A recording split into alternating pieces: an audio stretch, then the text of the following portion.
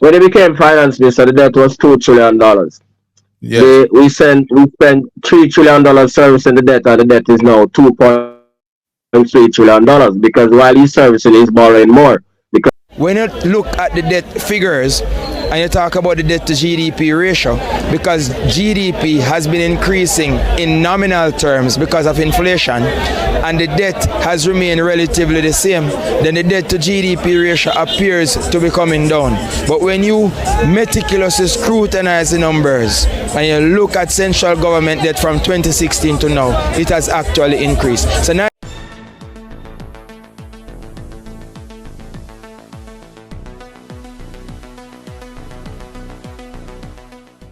bless up my people, welcome back to the channel, welcome back to another video. And what I'm about to show you in this one, my people, is a snippet of interview between Ralston, Hyman and Isaac Buchanan. And to watch the entire interview, my people, you can go over Context Matter by Isaac Buchanan to catch that full interview. But my people, despite the whole economic and yam and good economic being, basically pushed and presented by the Prime Minister, it's no secret that our economy has not grown past 3% since the whole FinSac dilemma and the whole, solutions where FinSac came and brought. And people still misconstrued in the thing and saying that FinSac, this and FinSac. FinSac was the solution to the whole financial meltdown. We have to understand that and have to learn that. Anyhow, my people, we're seeing two economists, Andre Horton and Ralston Hyman, letting us know, my people, basically that we're heading closer and closer towards a recession. And with the government borrowing billions and billions despite saying no new taxes, my people, the 2 trillion debt that we had before has basically gone up despite them saying that they're paying down the debt. What Nigel, former finance minister, was basically doing was paying down the interest on the debt. So, mark you, the debt has not been touched, right? And with so many sectors crumbling, we have learned from economists, and we can do research to my people, that we are owing more in debt than when they took office 2016. So we're at $2.3 trillion in debt because the debt itself was not touched. Nigel was only paying down the interest on the debt.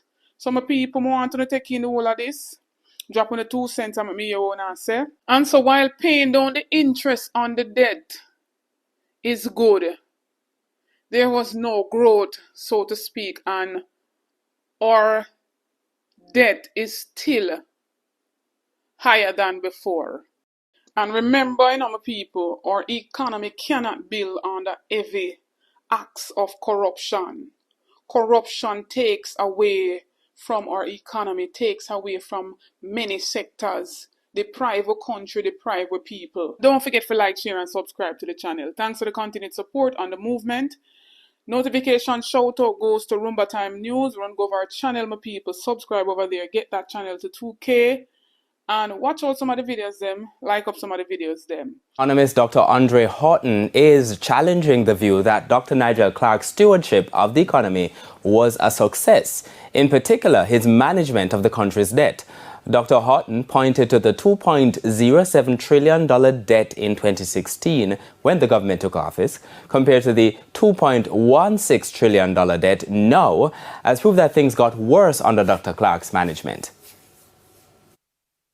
when you look at the debt figures and and you talk about the debt to GDP ratio, because GDP has been increasing in nominal terms because of inflation, and the debt has remained relatively the same, then the debt to GDP ratio appears to be coming down. But when you meticulously scrutinize the numbers and you look at central government debt from 2016 to now, it has actually increased. So Nigel Clark has done very well to pay off the interest on the debt and to make sure that the debt doesn't escalate to 3 trillion. But the debt itself has not improved, and as a result, you, the citizens of Jamaica, will be responsible for paying for that debt. Your children, your children's children, and your children's children's children. The engine not working and the car is finally shut down now. Okay. So I've seen a poll, I think it was Don Anderson poll, that said 58% of persons said that the country was moving in the wrong direction. As a lay person, what would it look like when they say that the economy, the government of the day saying that the economy is moving in the right direction? In particular, the former Minister of Finance who exited, he had boasted about a lot of fancy stuff in terms of paying down the debt. A little research showed that he paid down the interest and the debt has actually ballooned or is more than it was since he had taken it over. Can you give me some clarity on that? When he became finance minister, the debt was $2 trillion. Yes. We spent $3 trillion servicing the debt, and the debt is now $2.3 trillion, because while he's servicing, he's borrowing more because the economy is not growing and they have to borrow more money to continue the economy. So, for example, last year they borrowed $139 billion. This year they're borrowing $260 billion, 7.91% of GDP. So, one thing that happened is that in 2013, when the People's National Party took office, the debt to GDP was 147%. We were locked out of the international capital markets. Peter Phillips had to walk with his resignation every day because the IMF was dissing us because of the bad performance that the previous administration did. So Phillips brought it down to 120%. Yeah. And then in 2017, they changed the definition of the debt, took out the Bank of Jamaica debt and brought it down to about 80%.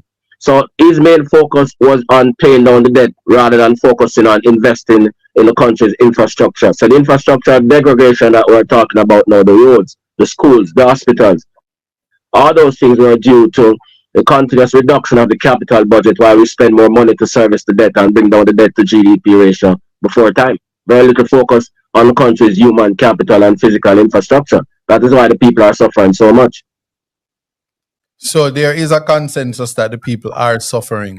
Now, there is in the space some I want to say contract auditor general would have said that there is some $3 trillion unaccounted for. I know they just assist me in whether the trillion is Jamaican and the debt that we're speaking of is US. Just some context there. No, we're talking about trillions of Jamaican dollars, and the debt, we're talking about Jamaican dollar debt. Yeah. So we have a mixture of debt in terms of local debt and external debt. 62% of the debt is denominated in United States dollars and the rest in Jamaican dollars. Okay, very, very well. Now, they have said that Nigel Clark, is or was the best finance minister that Jamaica has ever had, and he has rescued Jamaica. I just want to ask two things: rescue from what, and do you agree whether he was or is? No, that's not true. Peter Phillips and Portia Simpson rescued Jamaica from the devastation that administration created between 2007 and 2012, when they mismanaged the economy due to the Great Recession and mismanaged the IMF agreement, that we got locked out of the international capital markets, and Peter Phillips and Portia Simpson and their team had to use their political capital to get Jamaica integrated back into the international capital markets. That's one. And as I said before, and as the people are seeing now, he can't be the greatest finance minister because he only concentrated on one variable, bringing down the debt to GDP ratio, while the country's infrastructure and human capital were rotting. And that is why now he's exited and the economy is almost in a recession. So we are the poorest of the poor in terms of salaries in comparison to our sisters or our neighbors in the Caribbean. Our salaries are very Only low. Hmm. only 80 in the Caribbean is below Jamaica. Only 80 in the Caribbean is below Jamaica. It's below Jamaica, and Haiti is a Yeah, is a, is a separate class in terms of a right. very uniquely positioned Caribbean island. Yeah, I just wanted to right. comment on more wholesome the conflation. If I need to repeat, just let me know. All right. So the problem is that the system in general is underperforming and the people are dissatisfied because the provision of basic social services is woeful.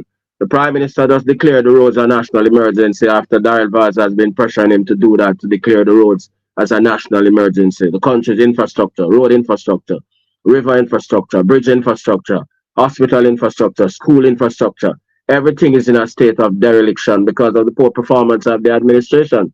The Jamaican administration, the administrators in Jamaica, Jamaican politicians are the highest paid politicians in the Caribbean. The Prime Minister's salary is almost near to that of the Prime Minister of the United Kingdom and Great Britain. Yet the Jamaican economy is one of the worst performing economies in the Caribbean. So there's no correlation between the salaries of the people at the top and the productivity of the country. Right. Now you spoke about Jamaican workers being the lowest paid in the Caribbean. Jamaican workers put out the lowest output in the Caribbean. So we have 3.6% unemployment, but the economy is in a recession at the same time. That is contradictory to the law of economics. If you have the lowest level of unemployment, the economy is supposed to be booming, and what we're supposed to be doing is to try to contain inflation. The economy is supposed to be overheating. So if your car is full of gas and it is working properly and you're pressing the pedal, the car is supposed to be moving faster. So although we have the majority of our people working, 3.6% unemployment, the economy is in a recession because output is low, because our human capital is not properly trained, and they are not doing any value-added work. Simple.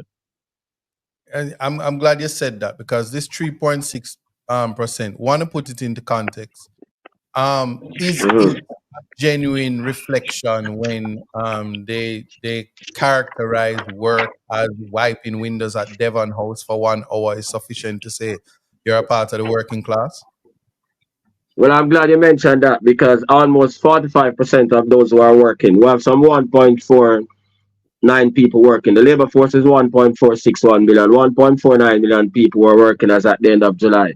338,200 of those people are either wiping car glasses or selling rugs or selling sweets. And we have 265,200 working in the wholesale things, wholesale enterprises of Mr. Chin. We know that pay. 201,000 people in agriculture using machetes and hoes and those things. 153,000 persons working in BPO are selling the 30 million houses that cannot sell. Right? So that's where our labor force is concentrated. We have no people working in value added thing. Again, we had some 640,200 people were outside of the labor force. 299,800 of them were between the ages of 15 and 24. We have some 67,000 persons, 25 to 34 years outside of the labor force. 43,900 are between the ages of 35 and 44 years. 49,000 between the ages of 45 and 54 years. Only 177,000 of the persons outside of the labor force were retired. So the Jamaica's human capital has been devastated because of the lack of expenditure on education and training. And that is why, although we have the 3.6% unemployment, the economy is in a recession because we are not doing any value added or skilled work. It's just hustling. I'm glad that you said that, because I wanted to add to that, or comment to that, the fact that the PSOJ, for those who don't know, the private sector of Jamaica is saying that we need to import skilled labor, and there has to be something in place to allow them to bring in workers from abroad to come and fill the spaces. However, my people, most, if not all, of what was said here has been circulating in the media space, and some I go care and some not go care. But my people, it's very important to stay abreast. When you can go do on your own research, and when still I go come up with them very same answers here. And so I want to hear from Uno.